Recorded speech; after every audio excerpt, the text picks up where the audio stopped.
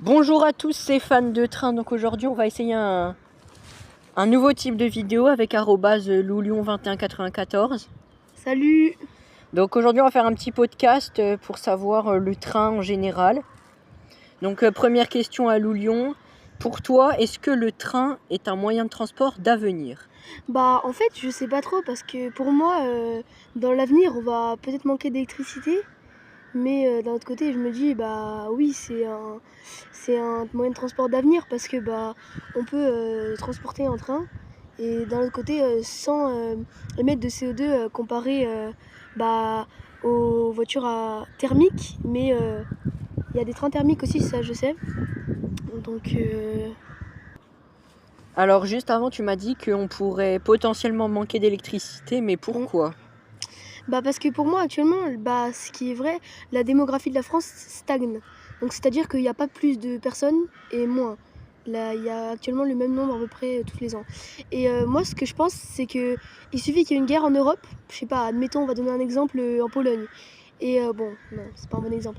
On va donner un exemple en Allemagne. Et maintenant, tous les Allemands, ils veulent migrer dans les pays alentours. Je pense qu'il y en a beaucoup qui vont venir en France. Et donc dans ce cas-là, ça va augmenter beaucoup la démographie de la France en fait. Et donc je pense que les centrales actuellement, les centrales nucléaires de France ne sont pas assez compétentes parce qu'il y en a, bah, je vais pas vous dire de bêtises, mais il y en a très peu cette fois en France. Donc je pense que la France n'arrivera pas à suivre en termes de création d'électricité et donc elle devra s'en faire importer et ça va coûter beaucoup au pays. Donc je pense que l'électricité va augmenter. Et moi j'ai une question, qu'est-ce que tu penses des trains diesel qui roulent sur des lignes où il y a la caténaire où des trains électriques pourraient y rouler? Bah ça je trouve ça complètement aberrant en fait. Enfin c'est pas censé. Si les aménagements sont faits pour être avec des trains électriques, donc je pense que c'est beaucoup moins polluant, hein, on va pas se mentir. Je pense que c'est vraiment beaucoup mieux quoi. Donc il n'y a pas trop d'intérêt. Alors juste pour info, des fois on fait ça par rapport au manque de matériel ou Hmm. pour un acheminement de matériel. Donc s'il y a une locomotive de marchandises qui passe comme ça, Oui. elle a peut-être un acheminement et derrière, Oui, mais dans ce cas-là, on pourrait faire des locomotives électriques. oui, des locomotives électriques qui encadrent des diesels.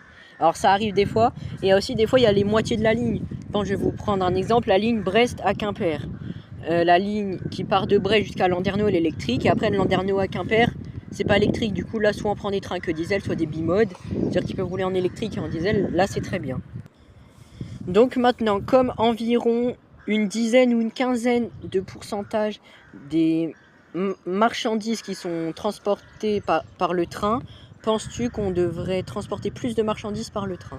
Ah bah plus oui, mais totalement non. Enfin parce que ça sert à rien pour des chemins courts. Par exemple, je sais pas, je vais donner un Chalon-Dijon. Un Chalon-Dijon, je trouve que c'est pas vraiment utile de le faire en train quoi. Parce que bah ça va forcément prendre encore plus de trafic pour des trains. Je crois bien que si je dis pas de bêtises, c'est plutôt à diesel, non? Électrique aussi? Oui, mais il y a une majorité de diesel, non? Non, dans les marchandises, on a beaucoup d'électrique. Ok. Bah oui, mais je trouve quand même pas trop d'intérêt. Penses-tu qu'il faudrait plus de trains au départ du marché de Rungis pour acheminer les marchandises partout en France? Ah bah oui, absolument. Parce que au marché de Rungis, j'ai déjà vu un documentaire, il y a énormément de produits qui sont gaspillés parce qu'ils n'ont pas le temps de partir à temps. Donc oui, absolument, il faudrait refaire des lignes et tout au marché de Rungis, oui, oui. Penses-tu qu'il n'y a pas assez de trains de voyageurs en France?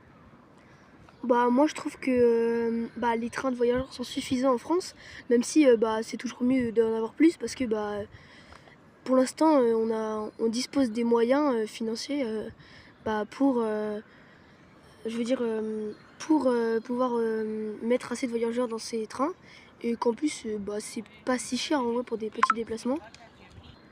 Même si on va pas se mentir, c'est pas en faisant des grèves que la SNCF va gagner de l'argent. Alors maintenant, je vais te raconter une histoire. C'était à l'époque, dans les années 1990, l'arrivée des TGV. Donc, on avait le TGV Paris-Nantes-Le Croisic. La ligne était électrique de Paris jusqu'à Nantes. Et de Nantes au Croisic, c'était une locomotive diesel. C'était une 72 500, CC 72 500, qui tirait la locomotive. Alors, qu'est-ce que tu trouves de ça, d'une locomotive diesel pour tirer un TGV? Bah déjà heureusement que ça c'est fini depuis longtemps parce que bah c'est pas possible quoi.